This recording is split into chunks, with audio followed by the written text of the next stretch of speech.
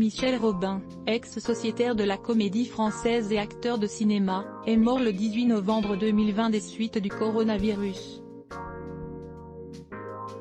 L'ensemble des personnels de la Comédie Française ont l'immense tristesse d'annoncer le décès de Michel Robin survenu, à l'âge de 90 ans, des suites de la Covid-19, a annoncé la Comédie Française dans un communiqué.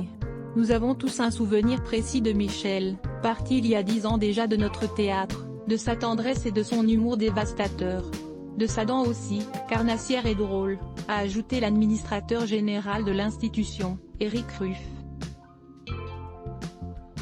Michel Robin est décédé le 18 novembre. L'année dernière, il était au Studio Théâtre pour un entretien avec @Mathilde Zerel.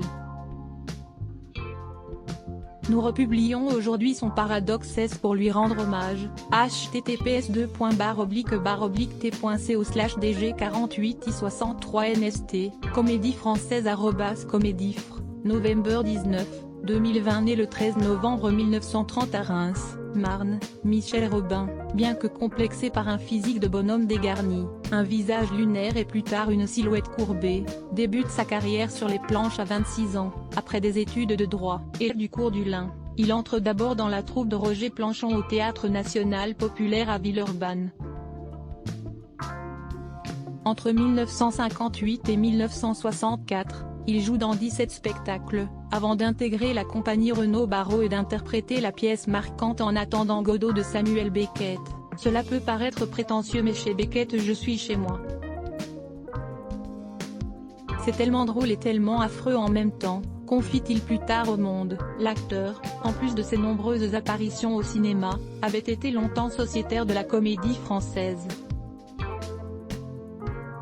Raphaël Gaillard de Christophe Reynaud de la Gay Comédie Française, avant son entrée à la Comédie Française en 1994, il en restera sociétaire jusqu'en 2010. Michel Robin s'illustre déjà sur les planches. Dans Le songe d'une nuit d'été de William Shakespeare par Petrica Ionesco, Le capitaine Fracasse de Théophile Gautier mis en scène Marcel Maréchal ou encore Le balcon de Jean Genet, dirigé par Louise Pasquale.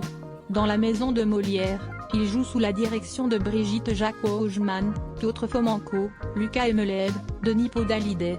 On se souvient de son interprétation dans Les fausses confidences de Marivaux en 1996 avec Jean-Pierre Miquel à la mise en scène, Le bourgeois gentilhomme de Molière par Jean-Louis Benoît en 2000, Le dindon de Feydeau par Emelève 2 ans plus tard ou Bourrois d'Alfred Jarry dirigé par Jean-Pierre Vincent en 2009. Au cours de sa longue carrière, il aura manié les mots de Feydeau, Ionesco, Beaumarchais, Anton Tchekhov ou encore Beckett, toujours avec succès. En témoigne un Molière du comédien dans un second rôle pour La traversée de l'hiver de Yasmina Reza en 1990. Sa dernière apparition au théâtre a lieu en 2014 pour Les méfaits du tabac de Tchekhov, mis en scène par Denis Podalides au Théâtre des Bouffes du Nord. Au cinéma, il apparaît entre autres dans 2 films de Claude Chabrol, Le cheval d'orgueil, Merci pour le chocolat, dans La chèvre de Francis Weber, Le fabuleux destin d'Amélie Poulain de Jean-Pierre Jeunet ou encore L'aveu, de Costa Gavras. Modeste employé de bureau ou accordeur de piano, gentil clochard ou serviteur hors d'âge, il a collectionné les seconds rôles au cinéma comme au théâtre, attirant par sa présence familière une indéfinissable sympathie. Michel Robin en 2012 pour l'avant-première de Vous n'avez encore rien vu à la Cinémathèque française. Marquenet Mathieu Sipa, des rôles de fidèles serviteurs sur les planches, Privelin dans La double inconstance, Fier dans La Cerisée, et de vieillard au regard doux sur grand écran, figure de grand-père de toute une génération, comme dans un long dimanche de fiançailles. Je ne comprends pas pourquoi on me distribue toujours à contre-emploi dans ces rôles de vieux larbin alors que je suis fait pour jouer le Cid, plaisantait-il en 2003 dans Le Monde. Son rôle dans Les petites fugues d'Hiviersin lui vaudra en outre, en 1979, le grand prix d'interprétation du jury du Festival de Locarno. Michel Robin s'était également fait une place de choix à la télévision, notamment avec un rôle récurrent dans Boulevard du Palais, Les enquêtes du commissaire Maigret, et dans tous les épisodes de la version française de Fraggle Rock, 1983.